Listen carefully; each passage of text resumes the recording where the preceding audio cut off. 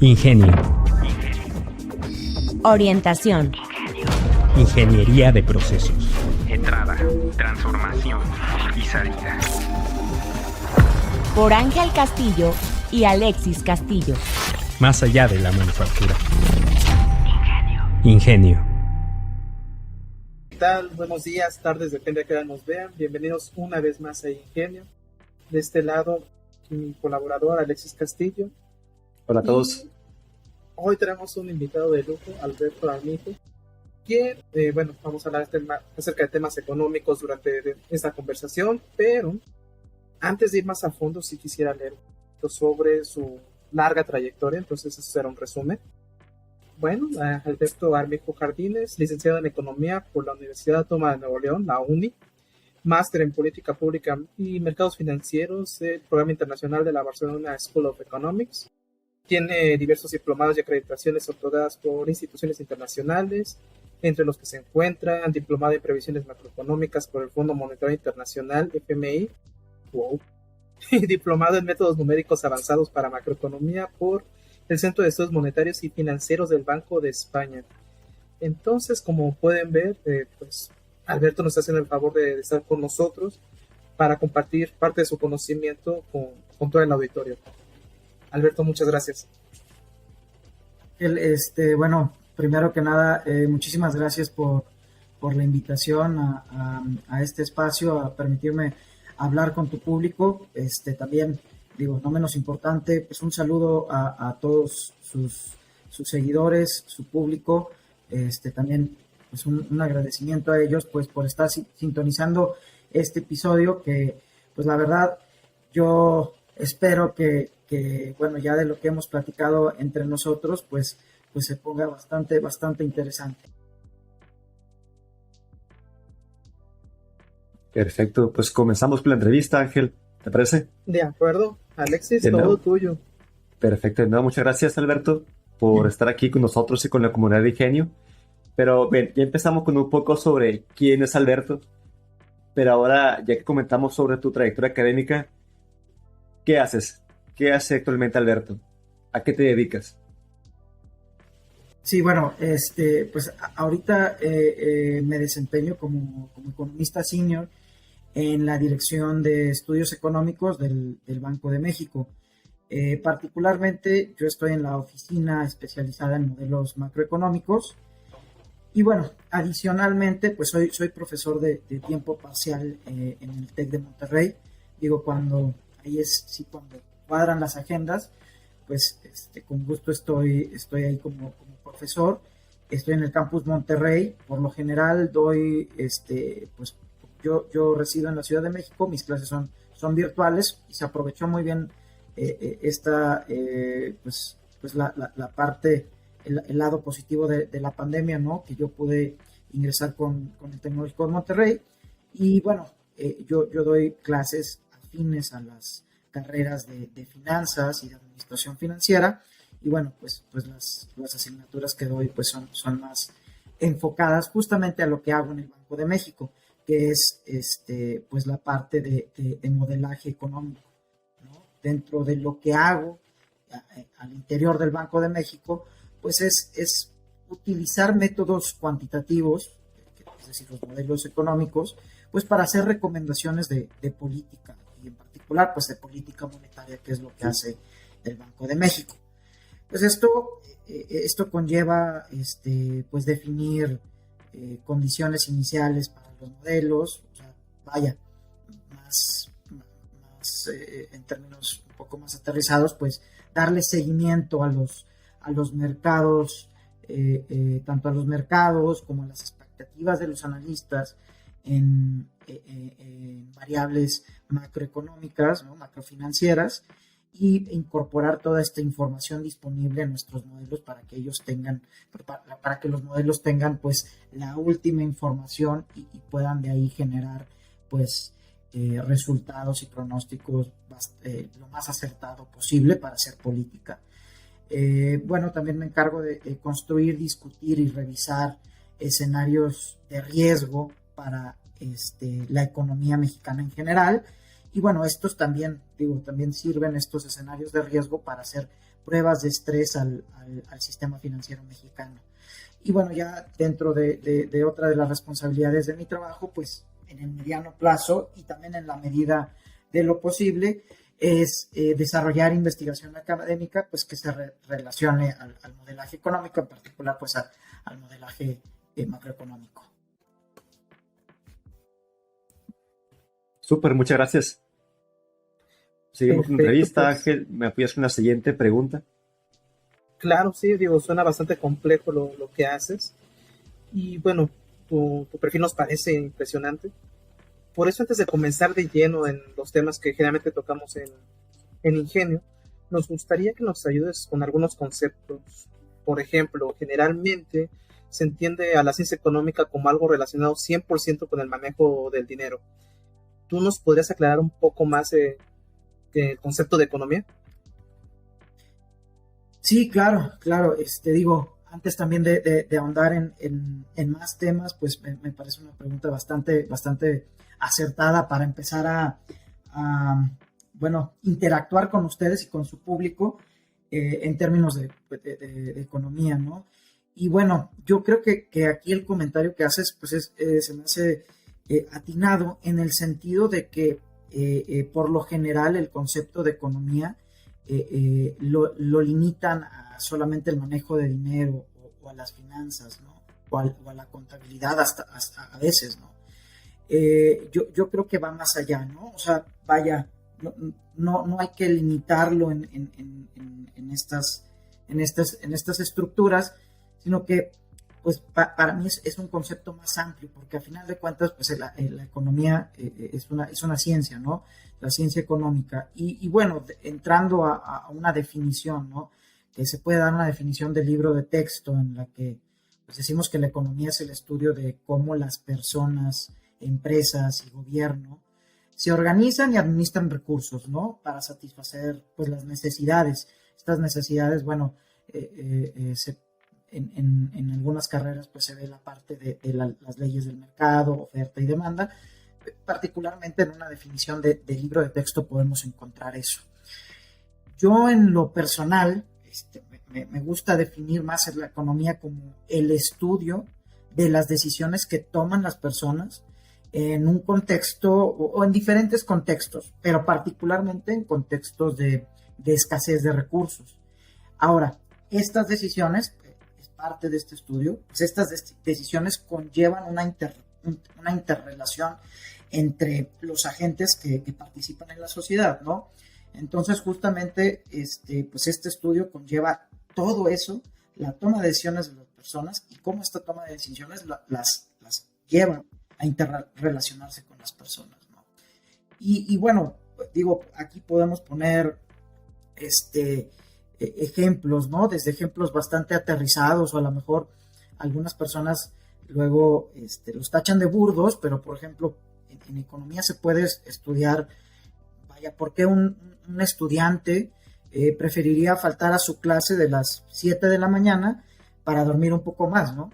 A final de cuentas hay que recordar que las personas reaccionamos ante incentivos, ¿no? Entonces, nosotros estudiamos cómo reaccionamos ante esos incentivos, e inclusive hasta cierto punto castigos, ¿no? Pero bueno, otro ejemplo de lo que estudiamos en economía, pues es a nivel país, podemos estudiar por qué un país, vamos a poner un ejemplo, exporta en su mayoría, vamos a decir, semiconductores, que ahorita es un tema que está muy de moda, y que, bueno, provino en cierta parte por el tema de la pandemia, mientras que otro país, pues, su principal exportación, pues, es la cerveza, ¿no? ¿Cuáles son los factores que llevan a que los países, en su organización de recursos, pues, conlleve a que su principal bien de exportación, pues, sea o automóviles de carga o cerveza, ¿no? Otro, digo, poniéndonos a lo mejor un poquito más exóticos, ¿no? O más elaborados, podemos también estudiar la racionalidad de una política pública, ¿no? Vamos a poner el nivel óptimo de impuestos para un país con ingresos que tienen con una estructura de ingresos de su población pues con bastante variabilidad, como es el de México, ¿no?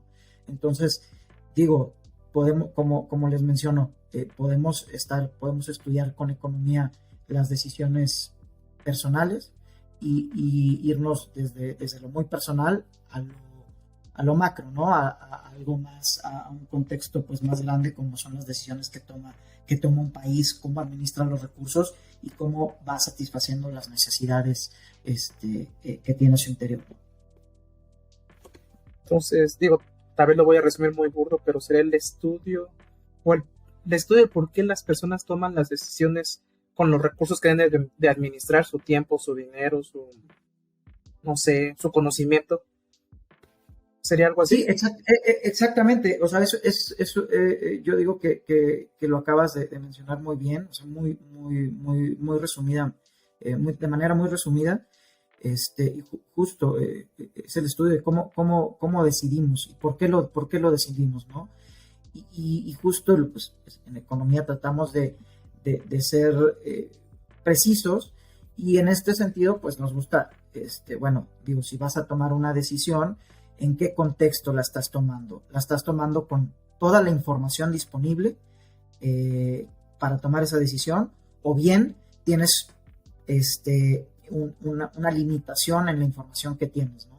Entonces, este tipo de factores, ¿no? A lo mejor tener mayores recursos económicos, financieros, pues pueden llevar a tomar ciertas decisiones diferentes entre personas, ¿no? Yo creo que es una definición bastante resumida y bastante bien tomada. Muchas gracias, Alberto. Alexis, ¿quieres continuar? Sí, de hecho me parece muy interesante, perdón, lo que respondes, pues cambia la forma en la que pensamos lo que entendemos por economía. De hecho, lo que comentas me parece muy similar a lo que hacemos los ingenieros industriales, no idéntico, pero un poco similar, porque me refiero que uno como ingeniero industrial o básicamente como ingeniero en procesos o de mejora continua, busca hacer uso óptimo de recursos. Buscamos modelos para que los colaboradores o que los procesos hagan un uso óptimo de las entradas y recursos e insumos, etc.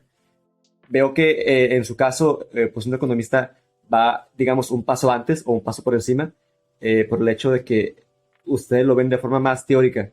¿Por qué el colaborador tomó esta decisión en vez de esta decisión? ¿Por qué seguimos este camino y no este camino? ¿Es correcto?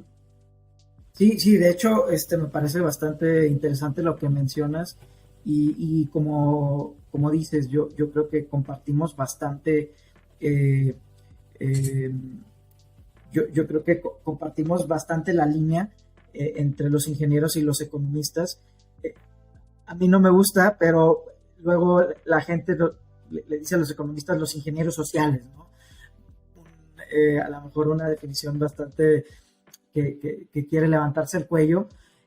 Sin embargo, bueno, digo, yo no considero que seamos ingenieros sociales. Sin embargo, sí compartimos inclusive no solamente la línea de estudio, sino herramientas cuantitativas con los ingenieros. Y a final de cuentas, como comentas, lo que buscamos es la búsqueda de optimización de recursos, y bueno, ello conlleva pues a la toma de decisiones, ¿no? Que también es un punto bastante interesante que ustedes trabajan, ¿no? A otro nivel. Súper. Y de hecho, escuché mucho que mencionan la palabra macroeconomía. Y por lógica, uno entiende que si existe algo macro, también algo micro, ¿no? Pero bueno, volviendo al tema de macroeconomía, ¿qué es esto? ¿Qué se entiende por macroeconomía, tu especialidad? Sí, bueno, en términos generales y también siguiendo la línea de lo que comentamos en la definición de economía, pues la macroeconomía, o la macro, estudia el funcionamiento ya ahora sí a un nivel global de la economía en su conjunto, y esto pues integra a los agentes que participan en ella. Ahora, es decir, estamos hablando ya de niveles agregados de los agentes económicos como los países, ¿no? Entonces, con la macro, y ya hablando en términos agregados, pues podemos explicar la evolución de justamente indicadores económicos de más amplio alcance. ¿A qué me refiero con esto? Pues, por ejemplo, la medición del Producto Interno Bruto, la medición de la inflación, que es un tema bastante importante para el Banco de México, el desempleo de un país y otros diversos indicadores económicos y financieros como el tipo de cambio, las tasas de interés, ¿no? Aquí sí quisiera aclarar que la macroeconomía, ahorita que tú mencionaste la microeconomía, pues no es una rama alejada de la microeconomía, que estudiaría más las decisiones pues de agentes individuales, ¿no? En un mercado. La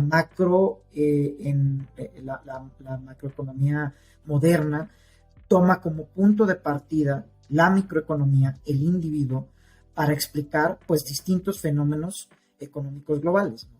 Entonces, esta sería pues la definición que yo le daría a tu público sobre macro. Súper, muchas gracias. Ángel, ¿me apoyas con la siguiente pregunta o si gustas comentar algo más? No, yo creo que has hablado de un concepto ahorita, Alberto, que es como muy conocidos por todos, pero a la vez no sabemos qué quiere decir, ¿no? Que comentabas que uno de los intereses del Banco de México es el tema de la inflación, pero creo que la mayoría concebimos un banco como un lugar donde sacas tu tarjeta de crédito, donde te pagan la nómina, y creo que no es tan claro, tan extendido qué es el concepto de un banco central, del Banco de México. Entonces, no sé si nos podrías ayudar a entender un poco más qué hace Banxico, qué hace Banco de México. Sí, claro. Bueno, aquí antes quisiera dejar un disclaimer, digo, dado que trabajo en el Banco de México, bueno, las opiniones ahorita que expresemos, pues son opiniones, es una opinión personal y no está relacionada con la postura que tenga el Banco de México.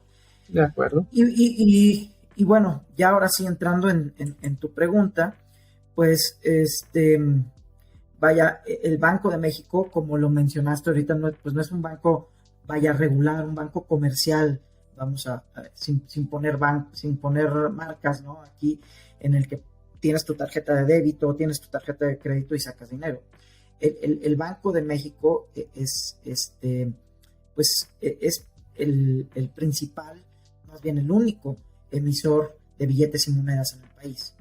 El Banco de México es un órgano autónomo del gobierno, es el Banco Central y la finalidad, digo, ya mencioné una de las finalidades por la cual es lo más conocido, ¿no? El Banco de México imprime los billetes y acuña las monedas, ¿no? Pero esa no es su finalidad principal. El principal objetivo que tiene el Banco de México, y este es un objetivo constitucional, está en el artículo 28, es preservar el valor y poder adquisitivo de la moneda a lo largo del tiempo. Y con esto el Banco de México contribuye a mejorar el bienestar económico del país, ¿no? Y bueno, en estos términos, por poder adquisitivo nos referimos a qué tantos bienes puedes comprar con cierto nivel de ingresos, ¿no? Entonces eso es lo que trata de cuidar el Banco de México, y ese es, como les menciono, pues su objetivo principal. También el banco tiene otras funciones, ¿no?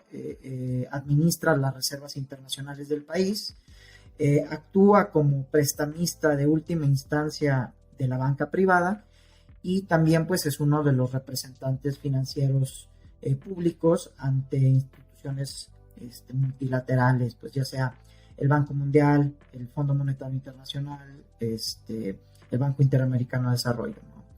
Entonces, pues esas serían las funciones que tiene el Banco de México y qué es lo que hace. De acuerdo, muchas gracias por la aclaración. Entonces, digamos que, hablando de temas un poco más coloquiales, ¿vieron la serie de La Casa de Papel? ¿O no? Sí, sí. Ok. Digamos que si pasa algo similar en México, la gente que forma el grupo de ladrones entraría a robar al Banco de México. si fuera en México. Digo, sí, haciendo un símil, sí, si hiciéramos la serie de La Casa de Papel aquí en México, Sí. a donde entrarían a robar sería el Banco de México, sí. Eso lo veo difícil, ¿eh? Va. Muy bien. Sigo con la siguiente pregunta. Entonces, Ángel, vamos a entrar en un terreno de que tú y yo conocemos un poco más. Me refiero a mejora continua. Y hablando propiamente del ciclo básico, que es el PDCA, ¿no? El planear, hacer, verificar, actuar. Entonces, Alberto, en el desarrollo de modelos económicos, ¿existe algo similar que el PDCA o alguna metodología que utilicen que sea muy parecida? No, pues claro, el ciclo de mejora continua es toral para la construcción de modelos económicos, ¿no? O sea, yéndonos paso a paso en este ciclo de mejora continua, por ejemplo, pues usando modelos intentamos explicar fenómenos económicos, ¿no? Y aquí me voy a tratar de hacer de cambalachear, ¿no? Entre lo que ustedes hacen y lo que yo hago. Entonces, pues bueno, hay que recordar, digo, que los modelos económicos que construimos y que usamos son como un mapa, ¿no? Son abstracciones de la realidad.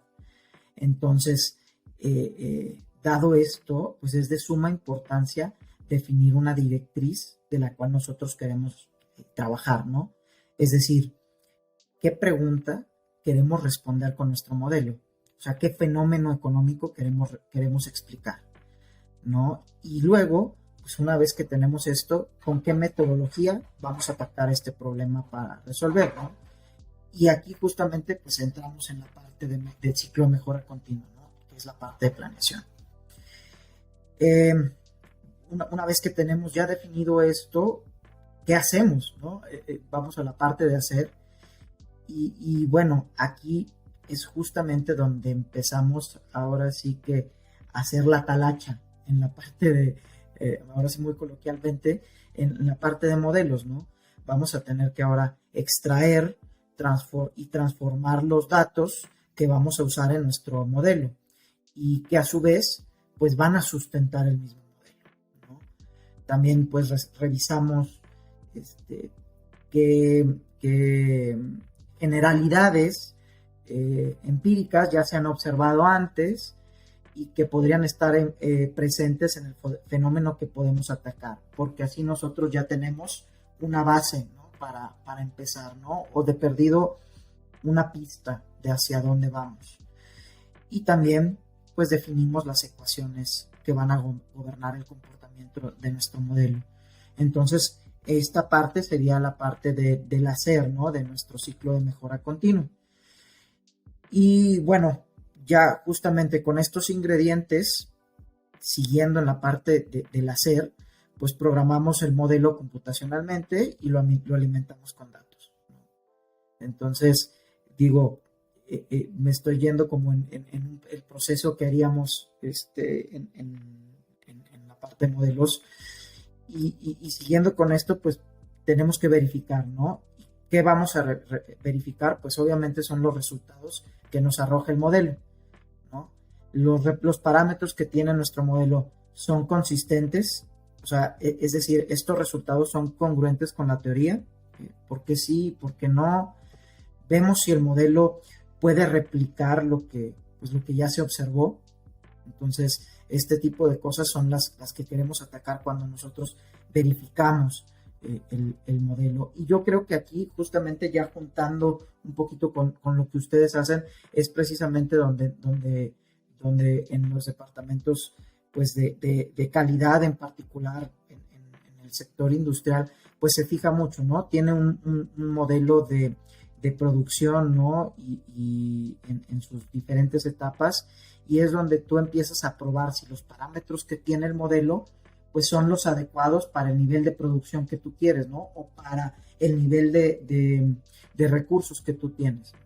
Es justamente la parte donde yo creo que convergen estas pues, nuestras dos profesiones.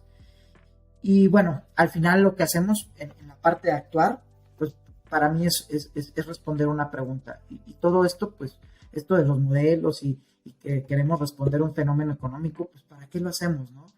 Y bueno, justamente, pues explicamos el fenómeno y ya que identificamos que esta explicación y que los resultados son consistentes con lo que ya se observó y con la teoría, pues ahora sí usamos el modelo para hacer pronósticos de la o las variables de interés que nosotros hayamos incluido en el modelo.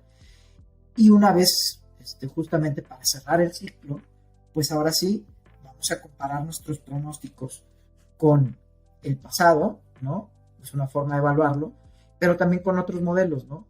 Y una vez que los empezamos a comparar, es ahí donde nosotros pues nos damos cuenta de los ajustes que tenemos que realizar, si es que se tienen que realizar, e inclusive a través del tiempo, pues obviamente los tenemos que hacer como con cualquier proceso, ¿no? Entonces ahí es donde volveríamos al ciclo. Entonces, particularmente, así es como llevamos en la parte de modelaje económico un ciclo de mejora continua. Perfecto. Y nada más dos preguntitas, Alberto. Sí. Dando un seguimiento a esa respuesta. Por curiosidad, ¿usan algún tipo de lenguaje de programación para el modelaje o algún software, MATLAB, R? ¿Cómo modelan ustedes esos modelos económicos?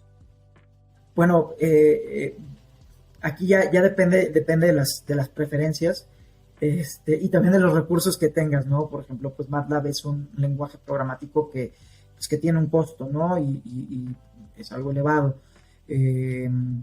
También, digo, en economía usamos MATLAB, R, Python, y tenemos también programas estadísticos que no requieren tanto la parte de programación, sin embargo, pues está presente, que son Stata y Views, ¿no? Entonces, esos programas los usamos para modelar, ¿no? Súper. Y segunda pregunta, que de hecho no tenemos programada, pero me surgió. Imagino que a la vez que ustedes hacen ese análisis económico y ese modelaje, se enfrentan con...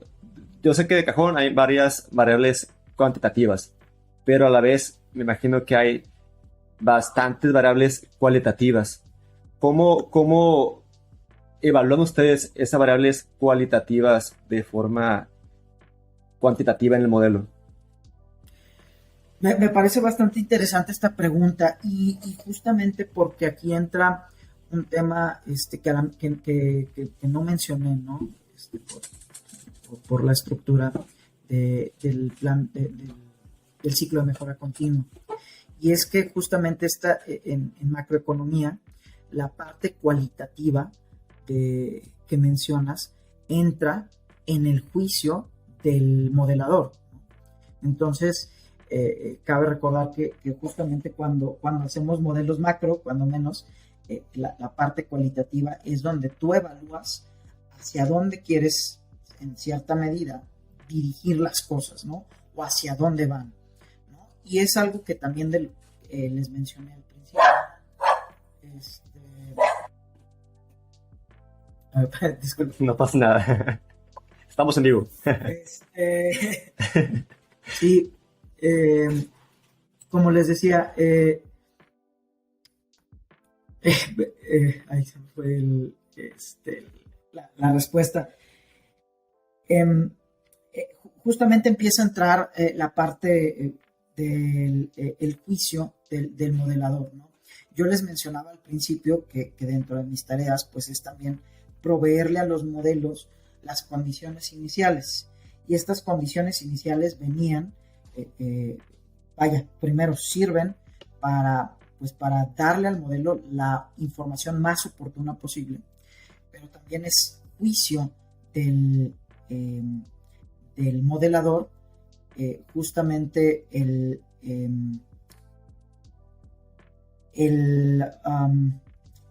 distinguir toda esta información oportuna, qué es ruido y qué es señal, ¿no? Entonces, ahí es donde entra el juicio y ahí es donde entra la parte cualitativa que lo tenemos nosotros en nuestro juicio. Ahora, hay modelos microeconómicos o que estudian otro tipo de preguntas no tan macro, a los cuales pues yo no estoy, en los cuales yo no he trabajado tanto, en los cuales tú puedes definir una variable cualitativa, ¿no? Es decir, ¿y cómo lo haces? O sea, vaya, técnicamente, ¿cómo lo haces? Pues defines una variable binaria, ¿no? Entre unos y ceros, ¿no? Si yo quiero ponerle una característica a la persona, vamos a poner el país donde reside y vamos a suponer que estamos evaluando personas que viven dentro de la región del TEMEC. Pues vamos a poner, bueno, esta persona vive en México, le asignamos el número 1. Si no, pues va a ser o estadounidense o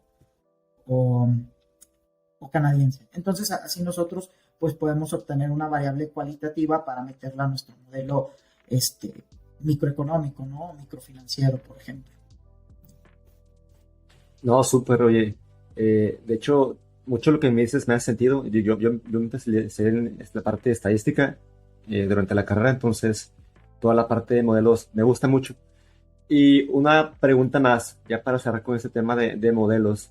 Imagino que también les pasa que cuando ustedes están modelando, tienen decenas o centenas de variables y no todas de ellas se necesitan en el proceso, ¿no? Digamos que tienes 500 variables, ¿no? Y de todas ellas, yo he sabido pues que en el momento de modelar, si a tu modelo le pones demasiadas variables, es un modelo que no va a ser eficiente, a pesar de que todas ellas sean significativas. Entonces, ¿qué método usan o cómo evalúan ustedes qué variable meter y qué variable no meter en su modelo matemático? Bueno, es una pregunta bastante interesante. Bueno, si bien, por ejemplo, en macro, pues podríamos tener una cantidad muy grande de variables por las cuales nosotros podríamos elegir, ¿no? Para tratar de modelarlas. Primero nos apegamos a la parte teórica, ¿no? En macroeconomía, ¿no? Y en particular en modelos que quieren, que su finalidad es proveer de un pronóstico o una recomendación de política pública. Entonces, yo creo que ese sería el primer filtro que tienes que usar, ¿no? El segundo filtro es, una vez que tienes tu modelo, que lo definiste, pues empiezas a probar las variables y tú lo que quieres ver es, bueno, dadas las ecuaciones que rigen mi modelo, esta variable que elegí, ¿qué tan la replican las ecuaciones que yo tengo? ¿Es un buen ajuste el que tiene mi modelo o no? ¿No? Es decir, ¿puedo replicar el pasado de esta variable? Si sí lo puedo hacer y si lo replica medianamente bien, porque los modelos pues sabemos que no son perfectos, bueno, puede ser un candidato, ¿no? Entonces yo empiezo a evaluar por esas dos premisas. Una tercera premisa es que a la hora de hacer pronósticos, pues los pronósticos tengan sentido, ¿no? Porque una cosa es, pues sí, mi modelo a lo mejor replica bien el pasado, mi variable la replica muy bien el modelo, su pasado, pero tengo otra variable que es muy parecida, ¿no? Pero tiene una definición ahí diferente.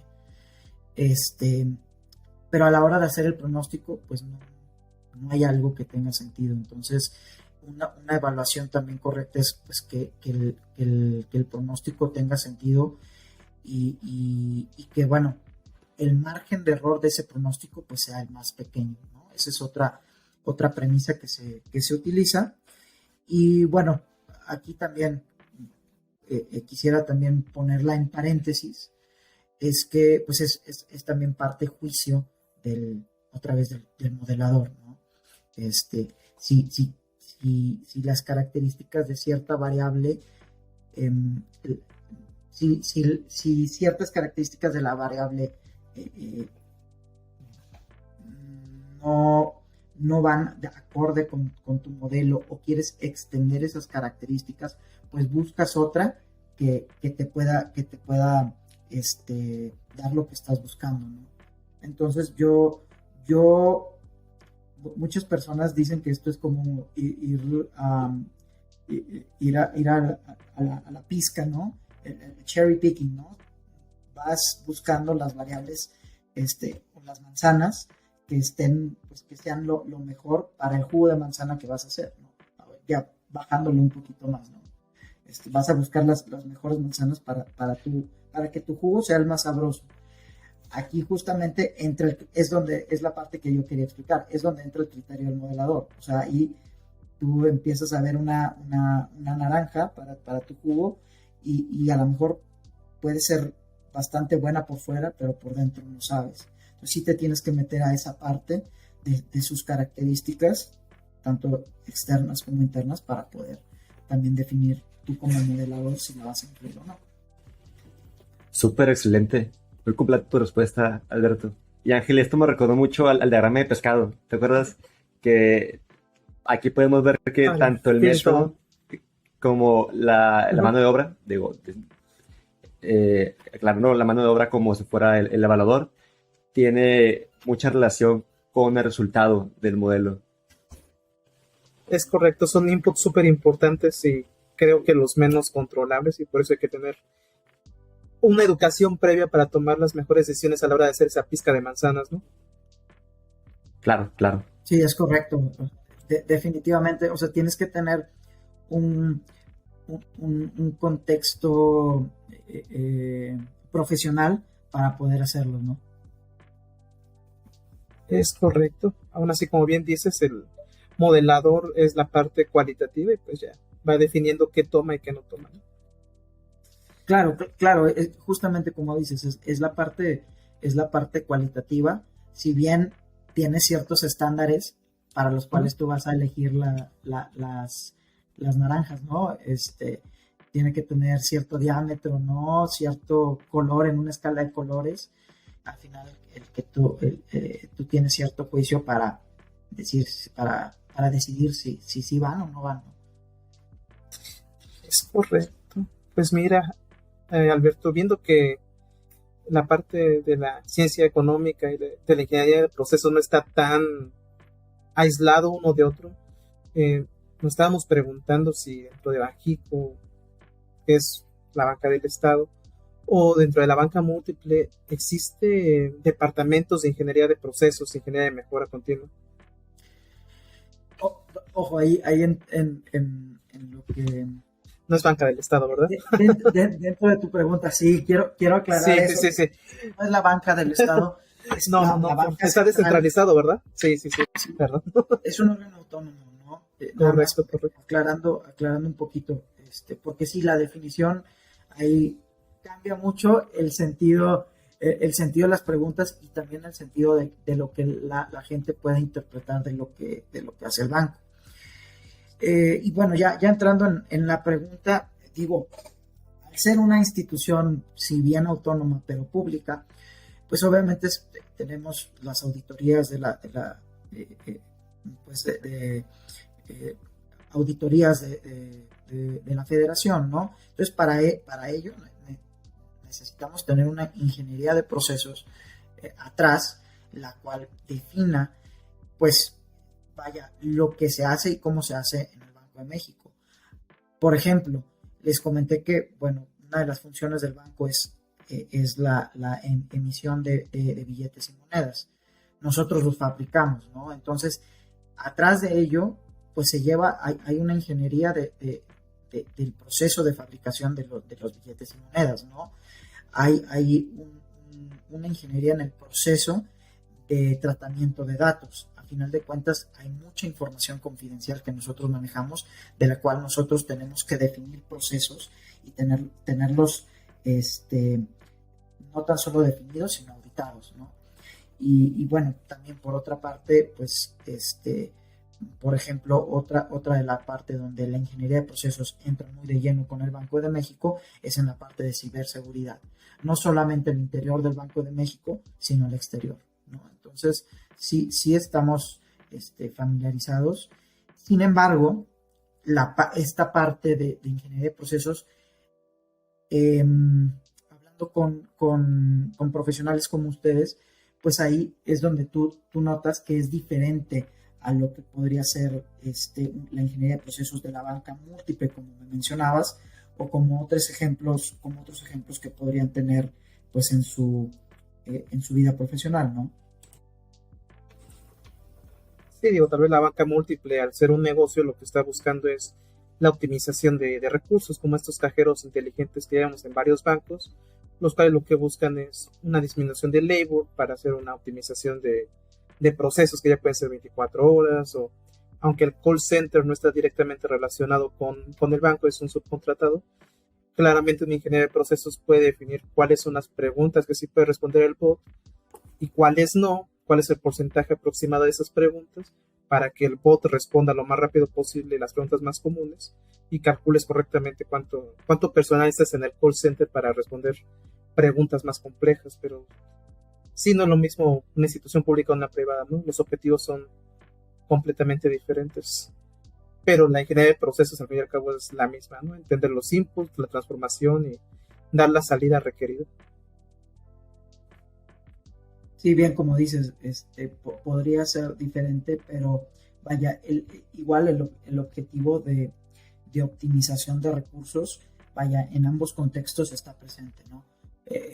Por una parte es optimización, vaya, de recursos públicos, mientras que en los privados, vaya, esa optimización tiene que llevar a generar un beneficio, ¿no? Económico.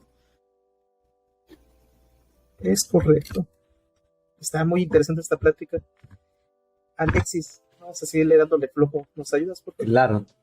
Ahora me gustaría saber tu opinión sobre un tema económico, Alberto, y es cómo ves a México en los próximos 5 años.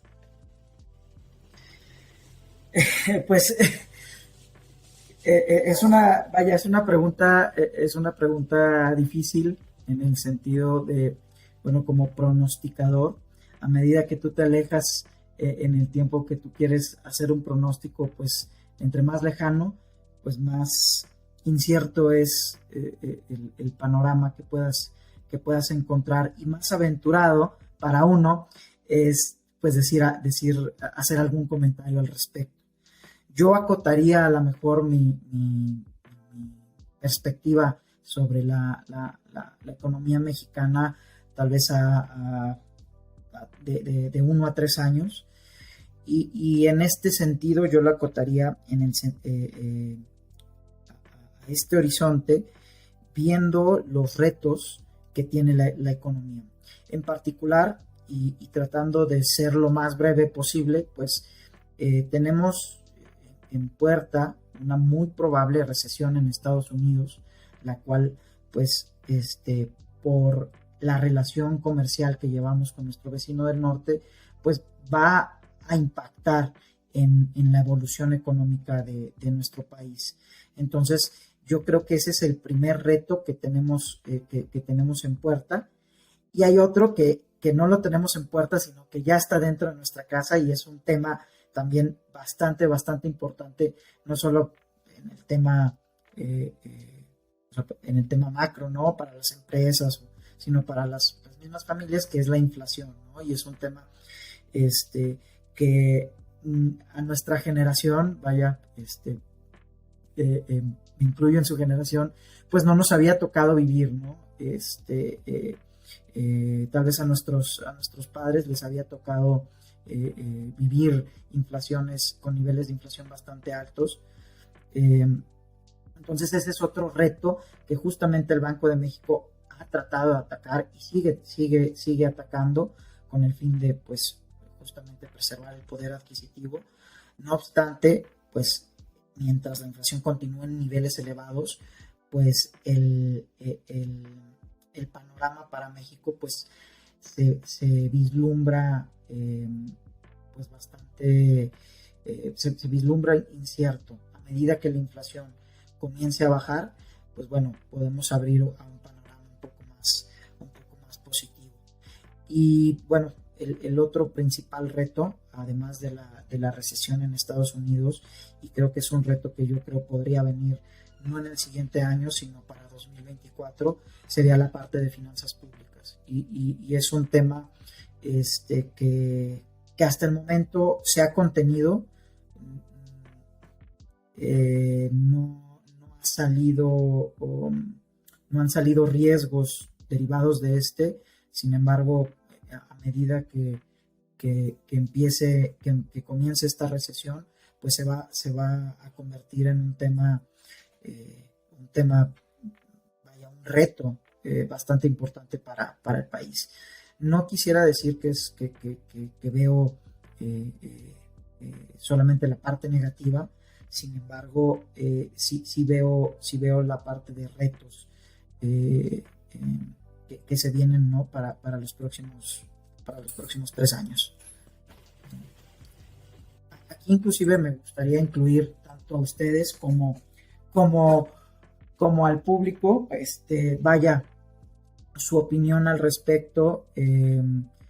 Yo creo que sería de bastante gran ayuda. Por ejemplo, uno de los temas que también se han desprendido, si bien vemos este panorama incierto para la economía mexicana con avistamientos de recesión, pues de un año, del año pasado hacia acá, pues hemos visto un peso, un tipo de cambio pues bastante fuerte, con con un desempeño bastante bueno a pesar de los retos que se ven hacia adelante. Entonces, por ejemplo, a mí me gustaría conocer su opinión, la opinión que ustedes tienen sobre el tipo de cambio. ¿Ustedes creen que los niveles en los cuales se encuentra el tipo de cambio es sostenible? O sea, vaya, a ustedes dentro de su contexto profesional, ¿les parecería bien que el tipo de cambio esté en los niveles en los que está? ¿Les gustaría que fuera más bajo? Aquí yo creo que puede entrar un tema interesante de discusión también con su público. ¿Qué dices, Alexis? Híjole, Ángel. Yo creo que depende mucho, ¿no? De quién seas. O sea, si estás teniendo, no sé, se me ocurre un seguro total a 10 años en el que estás invirtiendo en dólares, pues estás en el hoyo, ¿no? Porque si el tipo de cambio sube, pues probablemente en el futuro vas a recibir más, pero ahorita si das 10,000 pesos al año, pues ya no van a ser 10, van a ser 15, 20. Si estás en una industria como la que yo estoy en el pasado, en donde vendías a Estados Unidos y veías un tipo de cambio que bajaba, pues también tus ingresos y tu venta bajaba. Pero al contrario, si veías que el peso se iba para abajo, pues eso quería decir que los americanos te iban a comprar mucho más, lo cual era beneficioso. O en la cuenta de lo que estoy trabajando ahorita es logística, y en Colombia, digo, sé que no es México, pero podría llegar a ser similar. Uno le exige al transportista, necesito camiones más nuevos. Y ellos nos comentan, sí, ¿con qué los compro si mi peso se está devaluando cada mes y mis camiones me los traen de Estados Unidos y es en dólares? Entonces creo que depende bastante de en qué lado de la balanza te encuentres para saber si crees que es bueno o es malo que el tipo de cambio se vaya para arriba o para abajo. Yo particularmente creo que para el siguiente año, con lo poquísimo que sé, pues íbamos a volver a sobrepasar los 20 pesos por dólar. ¿Tú qué crees, Alexis? Oh, perdona, ¿pero te ibas a comentar algo? No, justamente iba a preguntarle a Alexis, porque justamente, como dices, pues depende de qué lado de la moneda estés, pues la perspectiva que quisieras tener para el tipo de cambio. Pero me pareció bastante interesante pues el contexto profesional que diste, ¿no? El caso de Colombia, ¿no? Con este problema de depreciación. Y digo, pasando con Alexis, dentro de tu contexto profesional, ¿cómo ven el tipo de cambio hacia adelante? De acuerdo.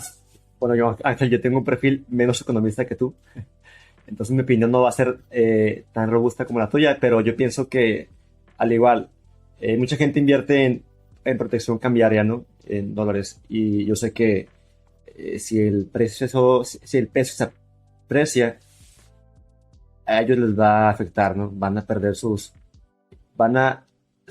rendimientos en esa inversión van a ser negativos. Igual pienso que la gente que manda remesas a México también le va a afectar, que es un tema que es bastante fuerte aquí en México. Mucha gente, no sé el volumen exacto, pero sé que una cantidad muy fuerte de ingresos en el país son debidos a las remesas.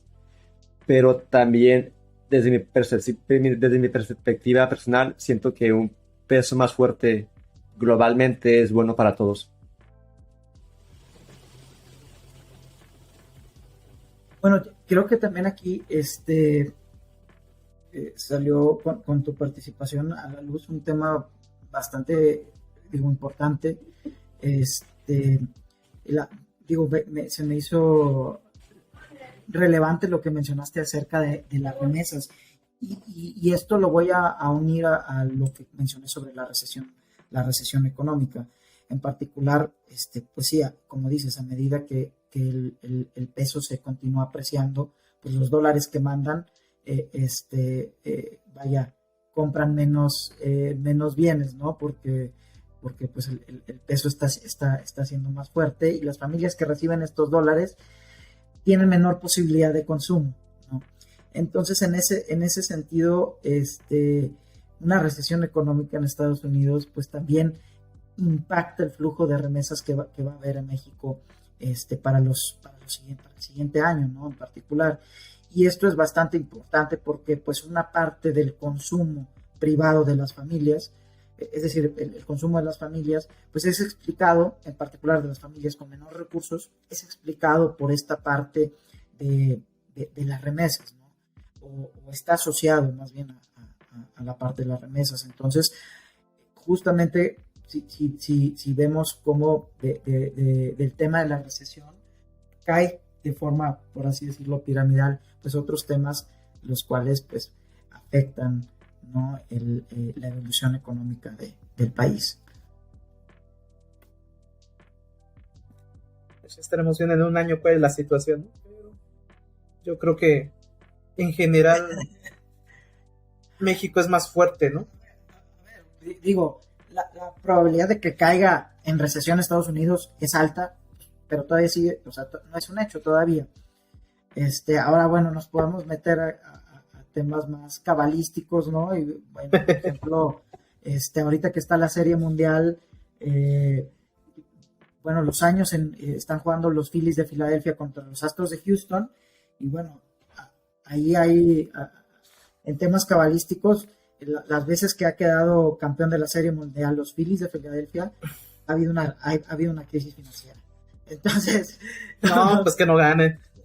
Entonces, bueno, lo podemos ver muy abrumador, como se los estoy mencionando, o del otro lado, ¿no? Del lado como un reto, ¿no? O sea, si bien vemos venir una recesión en Estados Unidos, bueno, pues también de este lado, pues hay que ponernos en cierta medida a trabajar. ¿Y en qué sentido digo a trabajar? Bueno, pues empezar a prever ciertas cosas en temas de ahorro, ¿no?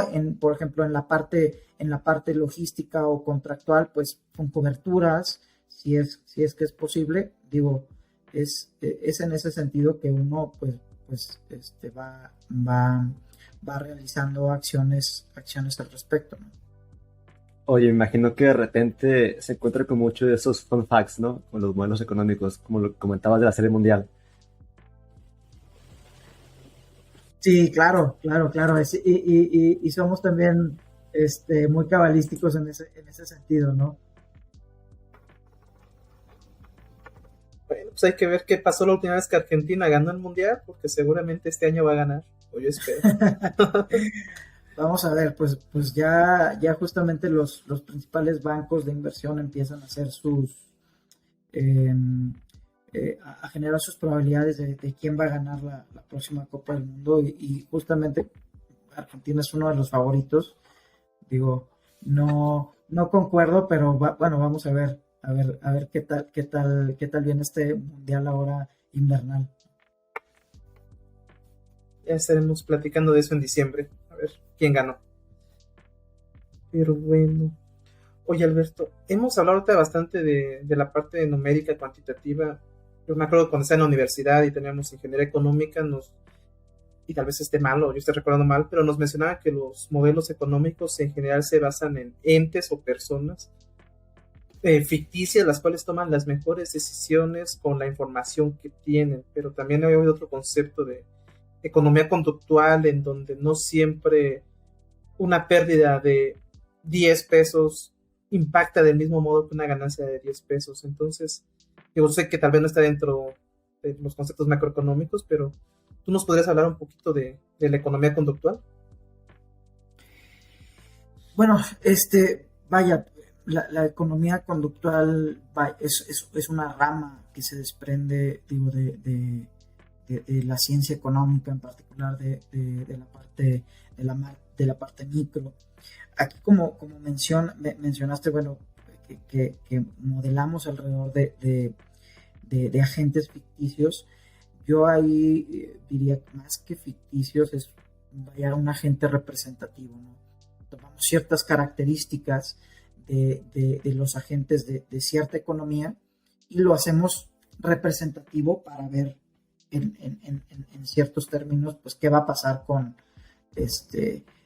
cómo va a reaccionar a cierto incentivo, ¿no? En la parte de economía conductual trata de estudiar más dado esto, trata de estudiar más la parte de, bueno, la elección individual, esa reacción a cierto incentivo, ¿por qué tuvo esa reacción? ¿No? ¿Y a qué me refiero? ¿Por qué me voy a meter a lo mejor en conceptos que no son parte de mi formación académica? Pero vaya, si esta reacción que tuvo el individuo fue porque tenía toda la información disponible para tomar esta decisión o la información era incompleta, ¿no? Dado eso, empezamos a meternos en temas un poquito más, a lo mejor filosóficos, de si las decisiones que están tomando las personas o las acciones que toman ante ciertos incentivos son racionales, ¿no? ¿Cómo funciona esta racionalidad en los individuos? Entonces, justamente cuando empezamos a meter estos temas, empezamos a meter la parte de los estudios psicológicos, ¿no? Ahí empezamos a tener una convergencia entre los estudios psicológicos y la ciencia económica, inclusive los neurológicos, ¿no? Para el estudio de cómo el cerebro pues reacciona ante ciertos incentivos, ¿no? Y no solamente sería en el contexto de, bueno, una persona hace algo bien, le doy 10 pesos, no lo hace, no le doy nada, ¿no? Sino que también esto se puede trasladar a la parte de apuestas, ¿no? De aversión al riesgo, ¿no? Y si esa aversión o esa propensión al riesgo se deriva de que tú tienes toda la información, de que no tienes nada de información, de que eres racional, de que no eres racional, ¿no? Entonces trata de estudiar estos temas y conjeturar entre diversas profesiones, ¿no? De acuerdo, pues muchas gracias por ahondar en este campo. Creo que con esta respuesta a esta pregunta le hemos dado más redondez a la plática, hablando un poquito de microeconomía, mucho más de macroeconomía, que es tu especialidad. Pues gracias por ese acercamiento. Ok, continúo con el programa, Ángel. Entonces, bien, Ángel y yo estamos muy a favor de la educación, ¿no? Compartir conocimiento. Nos gusta mucho compartir experiencias, invitar a gente como expertos como tú, de hablar, para que hablen de sus temas de interés. Pero, bien, también creemos que todo esto que estamos hablando en cuanto a conceptos que tienen que ver con el dinero, con el manejo de recursos, tienen que ser universales y parte de la educación desde la niñez hasta la vida adulta. Entonces, ¿qué conceptos financieros económicos crees que son obligatorios que un niño de primaria, un chico de secundaria o prepa y un adulto de universidad tienen que conocer?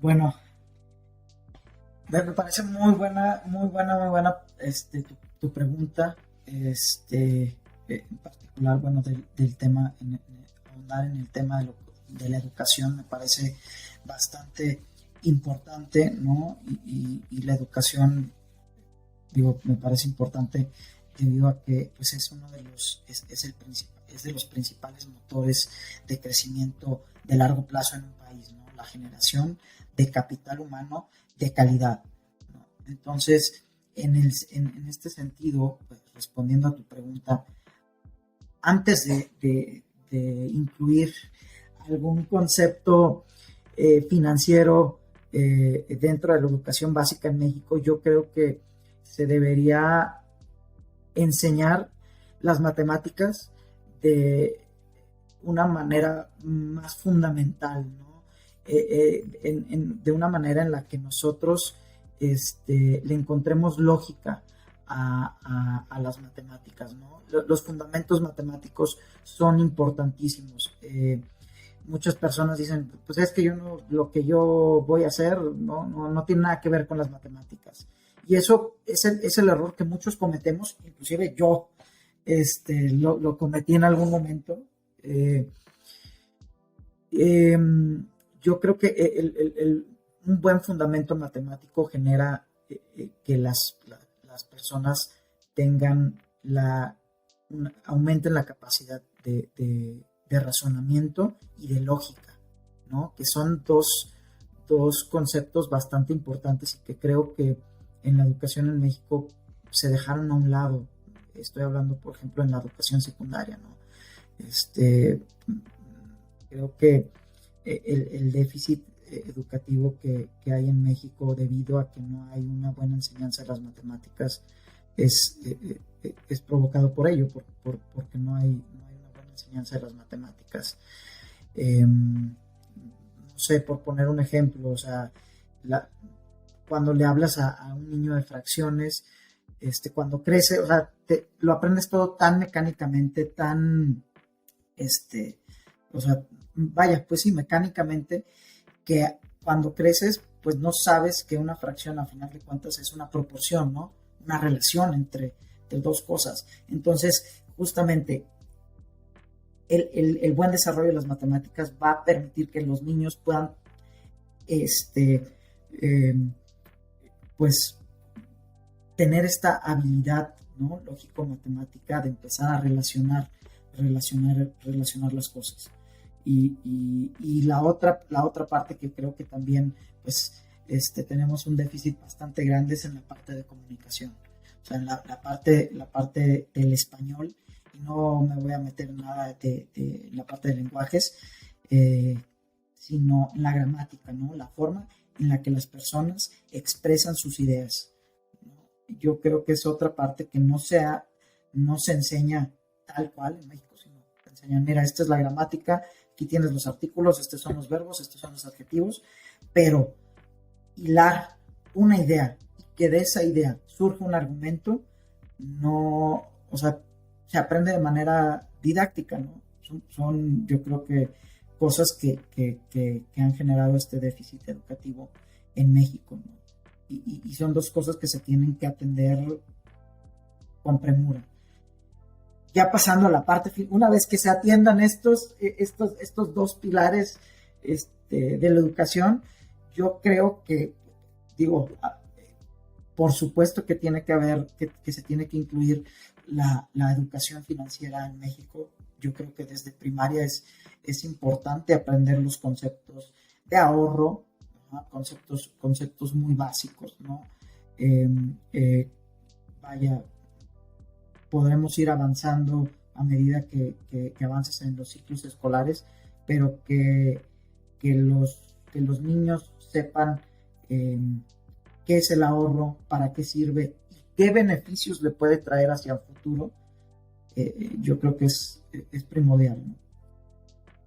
Súper, y totalmente de acuerdo, sobre todo con la parte de las matemáticas, que vemos demasiados métodos, demasiados tipos de problemas, pero no sabemos el por qué, ¿no? En la primaria nunca enseñan el por qué sacamos tales fracciones, o en la secundaria, por qué usamos tales cálculos para obtener el valor de X de la gráfica.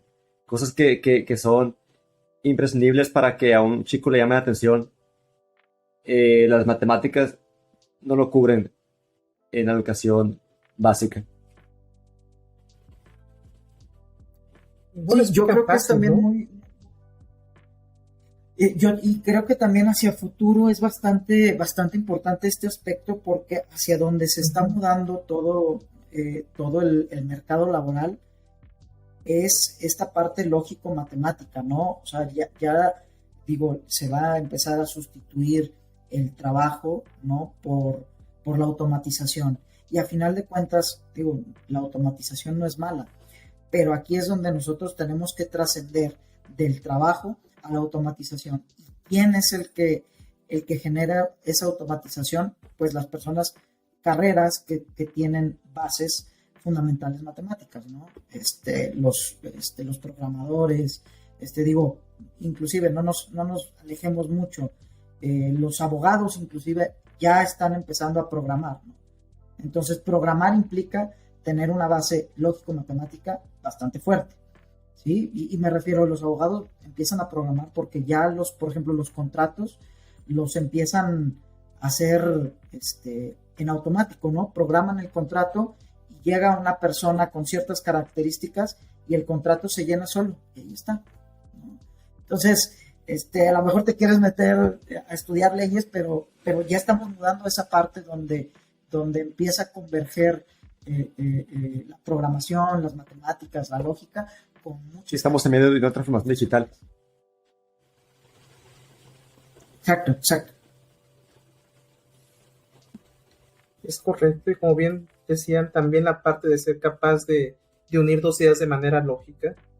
Ahorita tengo la oportunidad de ayudar a ciertas personas aprendiendo inglés o francés, pero te das cuenta que no aprenden tan rápido porque tampoco comprenden, pues, el propio español. Entonces, sí es interesante esta parte que no te enseña. Creo que en eso te doy la razón, Alberto. Creo que un servidor aprendió un poquito a hilar ideas, pero cuando tuve que prepararme exámenes de certificación de inglés, porque te lo enseñan para la certificación, pero yo ya tenía 18 años, entonces como que por lo menos unos 10 años tarda en aprender a pensar verbalmente de modo congruente. Y tienes toda la razón. Si los niños empezaran a argumentar desde que son niños, su estructura de pensamiento verbal y matemática nos empujaría hasta tal vez ser economistas natos, ¿no? Bueno, déjame decirte que ni tanto. O sea, yo digo esto de que se debe tener, bueno, una educación en matemáticas fundamental, bastante sólida, es porque lo viví yo, ¿no? Vaya, yo en secundaria, yo era de los que pensaba, no, pues es que cuando sea grande yo no voy a estudiar algo que no esté relacionado con matemáticas. Y digo, son las ironías de la vida, ¿no? Y justo en secundaria yo veía las ecuaciones y decía, ¿por qué le ponemos letras a los números? O sea, ¿para qué? ¿No? Y me lo aprendí de forma mecánica, ¿no? Las leyes de los signos, por ejemplo. Si cruzas el signo de igual, el más se convierte en menos. Sí, a ver, ¿qué hay detrás, no? Que los niños y jóvenes estén aprendiendo por asociación en vez de por mecanización, pues es bastante fundamental, porque así van a tomar mejores decisiones para el futuro, ¿no? Van a tener este razonamiento lógico, este razonamiento matemático, y no estoy diciendo que solamente eso, ¿no? Del racionamiento lógico y matemático también viene el creativo, ¿no? O sea, grandes pintores, escultores, están basados en matemática. O sea, vaya, la perspectiva en el arte, pues no es más que proporcionalidad matemática, ¿no? Vaya, volvemos a eso, ¿no? Y eso no quiere decir que las personas dejen de ser creativos, porque pues tenemos obras de arte impresionantes, ¿no? Que son fundamentadas en el pensamiento lógico matemático. Aparte del creativo, que ese, sin lugar a dudas, está presente. Es completamente correcto, Alberto. Y bueno, ya que estamos hablando un poquito de nuestros pasados, de cuando tú estás en la secundaria, de cuando intentaba hacer mi certificación, si tú tuvieras la oportunidad de hablar contigo mismo cuando estabas por entrar en la facultad o ya en la facultad, ¿qué consejos te darías a ti mismo, ya con todos los años que tienes después de que pasó este periodo, con toda la experiencia que tienes? ¿Qué te aconsejarías a ti mismo para tu vida profesional y tu vida personal?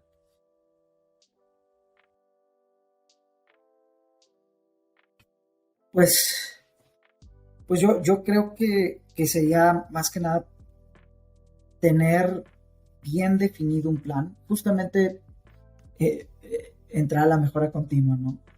Definir bien un plan y definir bien la trayectoria, hacia dónde quieres llegar, ¿no? Si tú tienes bien definido eso y lo tienes bien estructurado, lo vas a lograr. O sea, yo me apego mucho a pues a un lema de los clásicos, ¿no? No hay viento favorable para un barco sin rumbo. Entonces, si tú tienes un rumbo concreto, tú vas a encontrar ese viento favorable porque sabes a dónde vas. Entonces, yo creo que ese lema lo mantendría, ¿no? Si tuviera que llegar y decirme, yo recién ingresado a la carrera, pues yo creo que le diría eso: define bien lo que quieres hacer y hacia dónde quieres ir. Yo creo que sería eso, y a lo mejor mi consejo para las personas que van a ingresar a una carrera o que ya están en una carrera es que definan muy bien la trayectoria profesional que quieren llevar, hacia dónde quieren ir, para qué están estudiando lo que están estudiando, ¿no? Yo creo que tomamos muy jóvenes la decisión de a qué nos vamos a dedicar el resto de nuestras vidas y a veces lo hacemos sin un plan, ¿no? Y es muy importante tener ese plan presente. Tal vez no lo vas a tener bien estructurado, pero si sabes a dónde vas a llegar, vas a encontrar la manera de llegar. Pues muchas gracias, Alberto, por esta respuesta tan honesta. Como te comentábamos cuando te platicábamos del proyecto, uno de los drivers para que Alexis y yo estemos en este proyecto es que nos hubiera gustado que a nosotros nos dijeran cuando estábamos más jóvenes. Entonces, este consejo que das es muy valioso para el auditorio.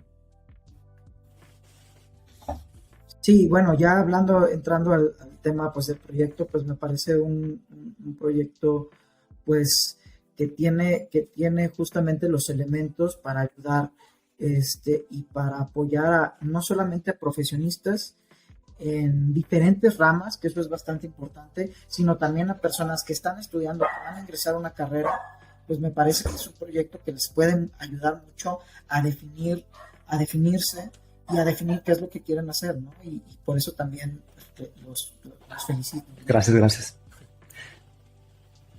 Gracias. Bueno, tenemos un poco más de tiempo, Ángel, así que voy a seguir con el siguiente tema. Me gustaría saber tu postura sobre las criptomonedas. Antes de escucharte, pues sabemos que en el tema de criptomonedas un aspecto clave es la descentralización, y me imagino que eso es algo que le molesta mucho a Banxico, ¿no? El tema de no poder controlar con el manejo de una moneda. Entonces, ¿cuál es tu postura sobre esto? ¿Estás a favor, en contra? ¿Crees que en algún momento en México exista una criptomoneda que replica el peso o algo similar y que sea legal en todo el país? Sí, bueno, en particular, primero, con el tema de las criptomonedas, es primero importante definir, pues, qué es el dinero, ¿no? Y qué funciones cumple. El dinero es un medio de cambio, ¿no? Y tiene que ser aceptado por toda la sociedad para saldar, o para realizar la compra y venta de bienes y servicios, ¿no? Tiene que ser una unidad de cuenta, ¿no? y esta unidad de cuenta permite pues fijar precios, documentar deudas, documentar activos, y por otra parte tiene que ser un depósito de valor. ¿Esto qué quiere decir? Que pues permite transferir la capacidad de compras y bienes y servicios a lo largo del tiempo. Es decir, pues yo puedo tener que prevalezca el poder adquisitivo de este dinero a lo largo del tiempo. Una vez definiendo el dinero, yo en particular, para mí, en lo personal, las criptomonedas yo las veo como un activo de especulación. No las puedo,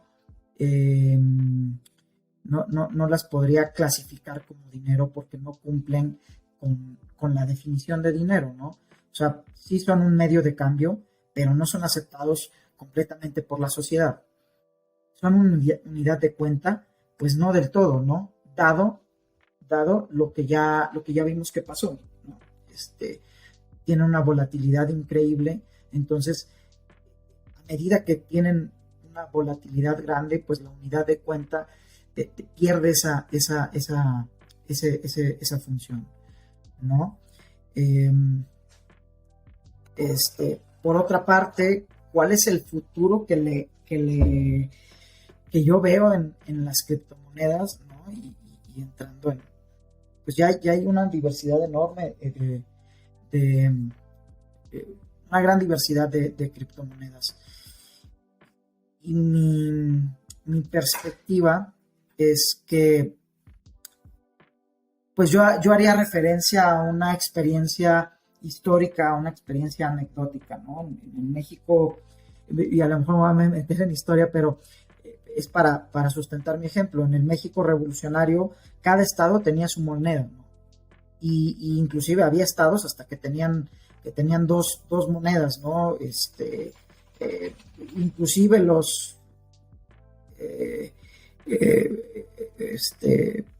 Villa emitía moneda, ¿no? Había mucha emisión de moneda por diferentes instituciones. El problema es qué credibilidad tenía la moneda de cada estado, ¿no? Entonces, al final de cuentas, en esta experiencia histórica, ¿qué fue lo que sucedió? Y no solamente pasó en México, sino pasó a medida que se fueron desarrollando las principales economías del mundo. La emisión de billetes y monedas se centralizó, ¿no? Porque al final de cuentas, la moneda que emitió Pancho Villa, pues tenía una volatilidad increíble porque no tenía credibilidad. En cambio, esto lo voy a poner como ejemplo porque no tengo el sustento, pero por ejemplo la moneda que emitía el estado de Nuevo León, pues tenía mayor credibilidad, ¿no? Porque el contexto económico de Nuevo León era mucho mejor al de otros estados, tenía menor volatilidad. Pues, ¿qué fue lo que pasó? Pues que pues, la mejor decisión fue centralizar todas estas billetes y monedas en papel a que, pues, al final de cuentas, un banco central tuviera esta tarea, ¿no? Yo creo que lo mismo de esta experiencia histórica va a pasar con las criptomonedas. Yo creo que, bueno, vamos a tener una institución central global que va a regular y definir la emisión de las criptomonedas, ¿no? No va a suceder con estos, no va a suceder con el Bitcoin, con el Ethereum, etcétera, sino que vamos a recaer, vamos a converger en una institución centralizada. Esas serían mis perspectivas. Ahora, viendo las criptomonedas como activos, no están respaldadas por algo, ¿no? No hay un respaldo más que el blockchain. Es todo lo que hay, un respaldo de credibilidad interusuario virtual. Entonces, los puedes usar como activos especulativos, pero pues corres bastante riesgo. Perfecto. José Ángel, ¿algo más que te gustaría preguntar sobre ese tema o algo más? pues no, a mí ya se me acaban las preguntas. Tú, Alexis, o Alberto, ¿tú qué quieres preguntar algo también? No, pues simplemente agradecerles, agradecerles la invitación, agradecerles a su público, pues el escucharnos, el escuchar este episodio. Yo creo que se podría definir algún debate dentro de sus redes sociales sobre qué perspectivas, qué perspectiva de la evolución económica del país tiene su público, ¿no? Si cree que sí vamos a caer en recesión, ¿no? Estaría padre pues realizar que tengamos una interacción, un debate. Yo creo que una de las ventajas de ahora la virtualización de este tipo de entrevistas, pues es eso, ¿no? Interactuar con el público y qué más interactuar de esa manera, ¿no? Con una encuesta, con alguna argumentación, y si tiene alguna duda, alguna pregunta, pues adelante. Claro, y yo me encargo de eso, de publicar encuestas en la página de Instagram para que estén al pendiente del público. Ahí coloco una que otra pregunta en las historias. ¿Sí? Perfecto. Sí, que se coloque en una historia, sí, una encuesta y vemos, ¿no? Ya después de ahí podríamos generar otra plática de lo que derivó de esas encuestas, ¿no? Perfecto. Pues Ángel, terminamos. Antes agradecerte, Alberto, por tu tiempo, por también tu atención, las preguntas que respondiste. Creemos que todo esto va a ser de demasiada utilidad para el público de Ingenio y va a ayudar a mucha gente. Oye, Alexis, aprovechando el espacio y estamos hablando de Banxico, creo que también es importante mencionar, más que yo fui beneficiario, que también Banco de México da beca financiamiento FIDER para quienes quieran hacer su maestría en el extranjero. Yo le tengo particular agradecimiento a Banxico, porque sin ellos no hubiera podido. Entonces también ese pequeño comercial que le puede servir a alguien, búsquenlo en internet, FIDER, Banco de México, y están a excelentes tasas, muy bueno, se lo recomiendo ampliamente. Sí, definitivamente yo también fui beneficiario de este programa, ¿no? Son becas préstamo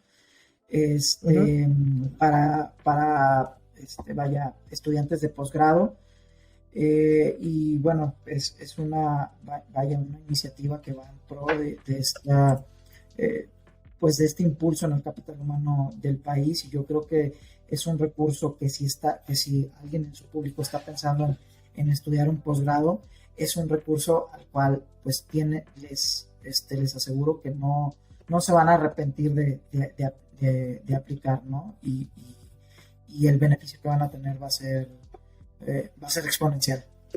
Próximamente. Es correcto. Próximamente, ojalá, Alexis.